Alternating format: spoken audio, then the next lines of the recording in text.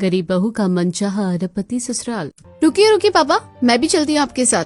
नहीं, इसकी कोई जरूरत नहीं है, तू रहने दे, तुझे घर भी संभालना है, मैं जा रहा हूँ। पिता रामलाल अपने मोमोज का ठेला लेकर वहाँ से चला जाता है।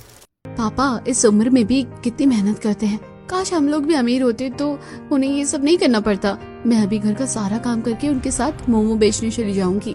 ये सोचकर अनामिका घर के कामों में लग जाती है। वहीं दूसरी तरफ रामलाल अपना ठेला लगाता है और तभी वहाँ से एक शानदार बारात गुजरती है। अरे इतनी शानदार बारात किसकी है?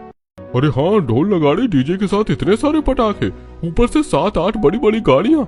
अरे जरूर कोई अरबपति होंगे, वरना आम आदमी थोड़े ना इतनी अच्छी बारात लेकर जा सकता है। हाँ वो तो है, लेकिन आखिरकार ये बारात जा किसके घर रही है? किसे मिला ये अरबपति ससुराल, वो भी हमारे मोहल्ले में? तभी बारात देखकर उसके बारे में बातें कर रहे थे, तभी वहाँ घर का सारा काम खत्म करके अनामिका आती है। अरे बेटी, तू यहाँ क्यों आ गई?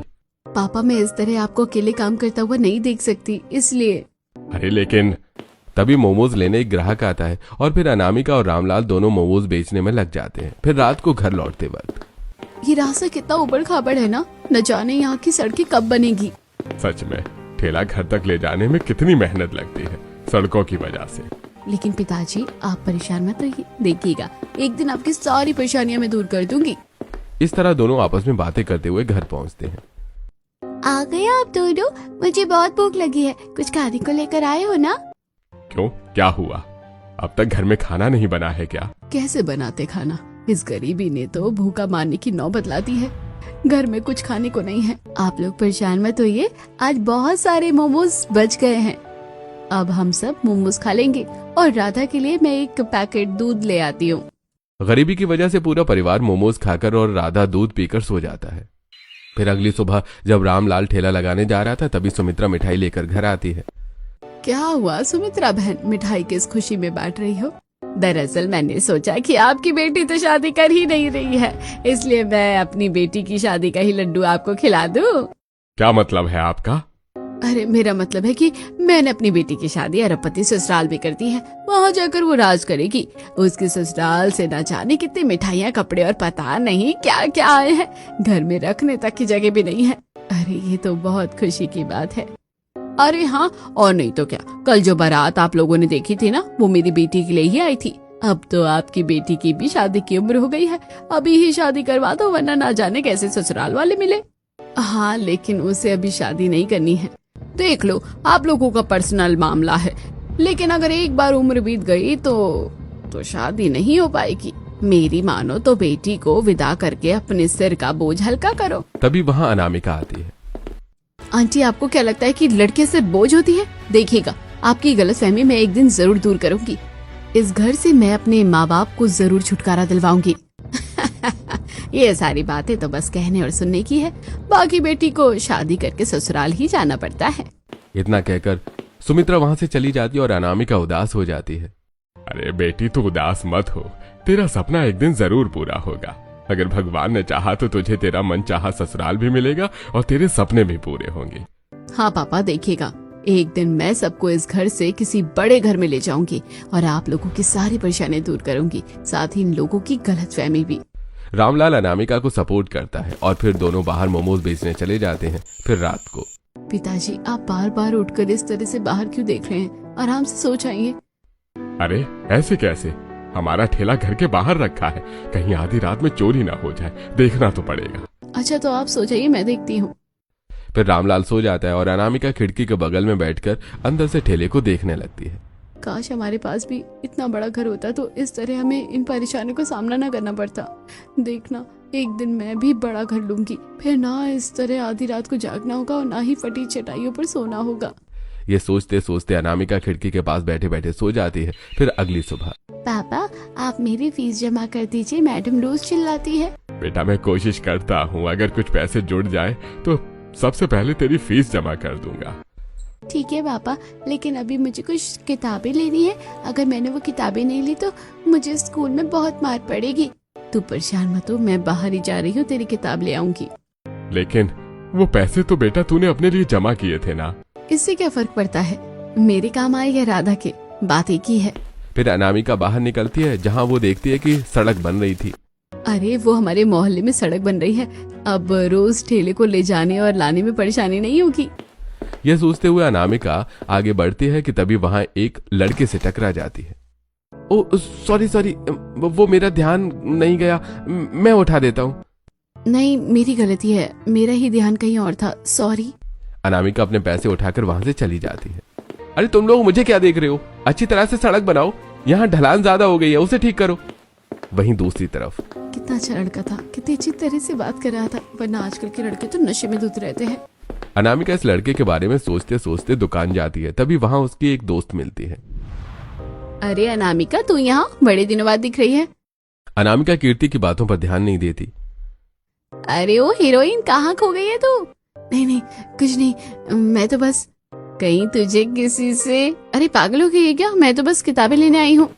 इतना कहकर अनामिका किताब लेकर वापस लौटती है। फिर अगले दिन, माता रानी, आप अपनी कृपा मुझ पर बनाए रखिएगा ताकि मैं अपने परिवार वालों को खुशियां दे सकूं जो मैंने सोच रखा है। अनामिका हाथ जोड़कर प्रार्थना कर रही थी कि तभी वहां एक कपल आता है, जिसे देखकर अनामिका को उस लड़के की याद आती है। वो लड़का कितना अच्छा था, काश वो लड़का मुझे कभी दोबारा मिल जाता। उसकी तस्वीर तो जैसे मेरी आंखों में छप गई हो। ये सोचकर अनामिका जैसे ही पीछे घूमती है, वो फिर से उसी लड़के से टकरा जाती है। सॉरी सॉरी, मुझसे गलती हो गई है। इतना कहकर अनामिका तुरंत वहां से चली जाती है। अरे वाह, कितनी सीधी सादी लड़की थी, न मेकअप और ना ही बाकी लड़कियों की तरह फैशन करती है। अंकित भी अब अनामिका के बारे में सोचना शुरू कर देता है। वहीं दूसरी तरफ घर में, पापा परेशान मत होइए, कल मैं अकेले मोमो जाकर बेच आऊंगी। आपकी तबीयत खराब है ना? अरे लेकिन लेकिन कुछ नहीं, आप आराम कीजिए। अनामिका रामलाल का ध्यान रखती है और फिर अगले दिन अकेले मोमोज बेचने जाती है। फिर रात को घर लौटते वक्त, आज तो अच्छे खासे मोमो बिक गए हैं, पापा के लिए दवाइयाँ ले लूंगी। तभी अनामिका की नजर कुछ गुंडों पर पड़ती है जो अंकित को लूट रहे थे, जिसे देख अनामिका तुरंत वहां पहुंचती है। तुम लोग कौन हो? यहाँ से चले जाओ वरना। अच्छा तो क्या बताएगी, क्या करेगी? वरना मैं तुम्हें मार मार कर जेल भिजवा दूंगी। क्या तो जैसी छोकरी हमें मारेगी? अच्छा मजाक था। चोर अनामिका और अंकित की तरफ आगे बढ़ने लगता है कि तभी अनामिका पेपर स्प्रे चोर की आंखों में डालकर अंकित के साथ वहां से भाग जाती है। थैंक यू सो मच, तुमने मेरी जान बचा ली। ये चोर आपको मारना क्यों चाहते थे? क्योंकि मैं बहुत बड़े अरबपति खानदान का बेटा हूँ, इस वजह से वो मुझे मारकर मेरे सारे पैसे लूटना चाहते थे। अरबपति सुनते ही अनामिका बिना कुछ कहे चुपचाप वहां से चली जाती है और अंकित अपने घर पहुंचता है। अंकित, तुझे आज आने में इतनी देर क्यों हो गई? तू ठीक तो है ना? फिर अंकित कविता और बाकी सबको सारी बातें बता देता है। भगवान का शुक्र है कि वो लड़की टाइम पर आ गई, वरना। चलो, जो होता है अच्छे के लिए होता है। बेटा तो थक गया होगा, चल कर खाना खा ले। सभी खाना खाने बैठते हैं। ये रोज रोज सर्वेंट के हाथों का खाना खाकर तो ऊब गया हूं मैं। तो तुम क्या चाहते हो? इतना अमीर ससुराल मिलने के बाद भी मैं दिन भर किचन में लगी रहूं? अरे नहीं बहू, ऐसी बात नहीं है। तो अकेले पूरे घर की जिम्मेदारी आप कैसे संभालोगी? अब तो लगता है कि अंकित की शादी करवा देनी चाहिए। क्यों अंकित? उस लड़की की तो बात ही अलग थी। सभी लड़कियां ऐसी सिचुएशन में डरकर बाहर सचकर घबराकर भाग जाती हैं, और वो जिसने मेरी जान बचाई। क्या हुआ? किसके ख्यालों में खोए हुए हो? शादी के लिए माँ आपको इतनी सारी लड़कियां दिखा चुकी है, फिर शादी क्यों नहीं कर लेते हो? नहीं, मुझे किसी से शादी नहीं करनी, और अगर आप लोगों को मेरी शादी करनी ही है तो अनामिका जैसी सीधी सादी लड़की से ही मैं शादी करूंगा। उनकी तरह क्यों? नहीं, बिल्कुल नहीं। इतनी गरीब घर की लड़की कभी अरबपति ससुराल की बहू नहीं बन सकती। अच्छा, वो क्यों? वैसे भी अंकित शादी करने को तैयार नहीं। उस लड़की से शायद तैयार हो जाए, और फिर अमीरी गरीबी से हमें क्या करना है? अरे हम लोग बिना देर किए उसके घर कल रिश्ता ले जाए। थोड़ा अजीब होता है, लेकिन देर हो गई तो दिक्कत हो जाएगी, इसलिए सभी जल्दी खाना खा लो, कल सुबह हम उसके घर जाएंगे। विनय की बात सुनकर सभी जल्दी खाना खाकर सो जाते हैं। वहीं दूसरी तरफ, काश उस लड़के से मेरी शादी हो जाती, वो कितना अच्छा था। और अगर उसके घर में मेरी शादी होती तो मेरा ससुराल भी मेरी पसंद का होता। मैं कहाँ गरीब और वो कितना अमीर। ऐसा तो कभी हो ही नहीं सकता। लड़के से शादी करने की उम्मीद छोड़ देती है। वहीं अगले दिन अंकित का पूरा परिवार अनामिका के लिए रिश्ता लेकर आता है और डिटेल में सारी बातें बता देता है। क्या सच में? मैं सपना तो नहीं देख रही, ऐसे कैसे हो सकता है? अरे इतने अच्छे घर में अपनी बेटी की शादी कौन नहीं करवाना चाहेगा, लेकिन आखिरी फैसला तो मेरी बेटी का ही होगा। फिर रामलाल अनामिका से पूछता है और अनामिका शादी के लिए हाँ कर देती है। कुछ दिन बीतते हैं और धूमधाम के साथ शादी हो जाती है। फिर गृह प्रवेश के वक्त बहू अपने दाहिने पैर से इस कलश को गिराकर घर में प्रवेश करो। फिर अनामिका गृह प्रवेश करती है और सभी स्टाफ उसके ऊपर फूल फेंककर स्वागत करते हैं। क्या सच में मैं कोई सपना तो नहीं देख रही? ये ससुराल तो बिल्कुल वैसा ही है जैसे मैंने सोचा था। अरे क्या हुआ, इतना बड़ा घर देखकर कहीं सदमा तो नहीं लग गया? वैसे शर्म तो लगेगी ही, इतने गरीब घर की लड़की जब अरबपति घर की बहू बनेगी तो। अरे बड़ी बहू, तू ये क्या कह रही है? अभी अच्छी तरह से गृह प्रवेश भी नहीं हुआ है, चुप हो जा तू। इसकी बात का बुरा मत मानना, तू थक गई होगी, जाकर अपने कमरे में सो जा। कविता की बात सुनकर अनामिका अपने कमरे में जाती है। अनामिका का कमरा बहुत बड़ा और फूलों से सजा हुआ था। क्या सच में ये कमरा मेरा है? इतना बड़ा तो मेरा घर भी नहीं था, कहीं ये सब सपना तो नहीं? ये सब सोचते सोचते अनामिका सो जाती है और फिर अगली सुबह अपनी पहली रसोई की रस्म पूरी करने तैयार होकर किचन में पहुंचती है, जहां पहले से ही सर्वेंट काम कर रहे थे। ये क्या, मेरे ससुराल में इतने सारे नौकर हैं? तभी वहां कविता और नैना आती है। बहू, आज तेरी पहली रसोई है, आज पड़ोस के लोग भी आने वाले हैं, कोई गड़बड़ मत करना। वैसे भाभी, आपको किसी भी चीज की जरूरत होगी तो आप मुझे बोल दीजिएगा, या फिर इतने सारे सर्वेंट हैं, इनमें से किसी को। हाँ ठीक है, बेहतर होगा उनकी मदद से खाना बनाना, अकेले तू परेशान हो जाएगी। कविता चली जाती है और अनामिका सभी सर्वेंट्स की मदद से खाना बनाती है और फिर जब सभी को खिलाती है तो अरे वाह भाभी, क्या खाना बनाया है, आपने तो माँ और भाभी को भी फेल कर दिया। सच में कविता जी, आपकी बहू ने तो कमाल कर दिया। सच में इतना अच्छा खाना तो आपकी बड़ी बहू ने भी पहली रसोई में नहीं बनाया था। तारीफ तो ऐसे कर रहे हैं जैसे मैं इन्हें जहर बनाकर खिलाई थी। अभी बताती हूँ इन सबको। अरे अब इतने गरीब घर से हैं तो ऐसे नौकरानियों वाले काम तो अच्छी तरह से ही कर पाएगी ना। अरे कविता, तूने तो नहीं बताया था कि तेरी बहू गरीब घर से है, तो अब पता चला तेरे घर दहेज का कोई सामान क्यों नहीं आया है। इतनी गरीब घर की बहू जो लेकर आई है, तेरा तो बेटा भी इतना हैंडसम दिखता है, क्या मजबूरी आन पड़ी जो इस गरीब घर की लड़की को इस अमीर घर की बहू बना लिया तूने। जहाँ सभी अनामिका की तारीफ कर रहे थे, अब करिश्मा की वजह से उसे ताना मारकर वहाँ से चले जाते हैं। बड़ी बहू, आज तूने बहुत गलत किया। क्या जरूरत थी आज फिर उन लोगों को ऐसा बोलने की? इसमें क्या गलत है? मैंने तो सही ही कहा है, उस गरीब घर की लड़की को अपने घर की बहू बनाने की क्या जरूरत थी? इतना कहकर करिश्मा वहाँ चली जाती है। भाभी की बात का बुरा मत मानना, बस वो तीखा बोलती है, दिल की बुरी नहीं है। मैं उनकी बातों को दिल पर लगाती भी नहीं हूँ। आखिरकार मुझे मेरा मनचाहा ससुराल मिल गया। आप सब लोग सच में बहुत अच्छे हैं। चल चल बहू, अब ज्यादा मस्का मत लगा और अपनी पहली रसोई का तोहफा ले। फिर कविता सहित सभी लोग अनामिका को उसकी पहली रसोई का गिफ्ट देते हैं। फिर दोपहर में एक काम करती हूँ, झाड़ू लगा देती हूँ, वैसे भी घर कितना गंदा पड़ा है। ये सोचकर अनामिका जैसे ही झाड़ू लगाने जाती है कि तभी वहाँ नैना आती है। अरे भाभी, अब झाड़ू क्यों लगा रही हैं? इतने सारे सर्वेंट्स हैं, उन्हें कह देते, या फिर गैजेट भी है क्या? झाड़ू लगाने का गैजेट?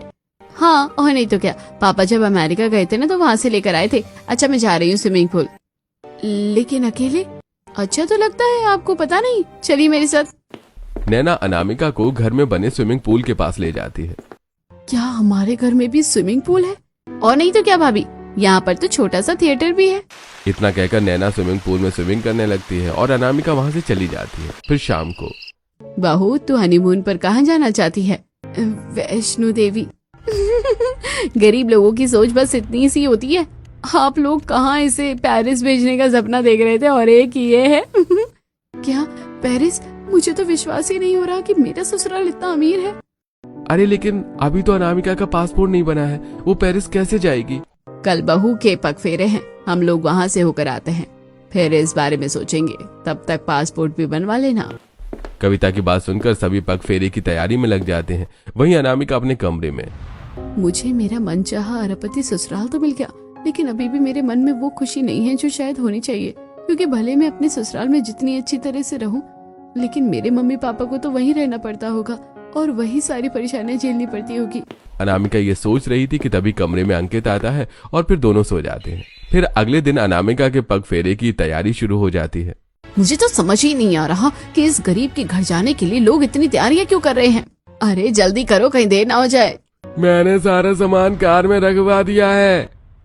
हाँ, और मैंने सारी कारें पार्किंग से निकालकर बाहर खड़ी कर दी हैं। अरे तो चलो अब सब जल्दी। विनय की बात सुनकर सभी लोग कार में बैठते हैं और अनामिका के मायके पहुंचते हैं। बड़ी बड़ी गाड़ियों को देखकर आस पड़ोस के लोग हैरान रह जाते हैं। अरे ना जाने उनकी बेटी ने ऐसा क्या काला जादू कर दिया कि इतने गरीब घर से डायरेक्ट अपने अरबपति ससुराल में चली गई। वही तो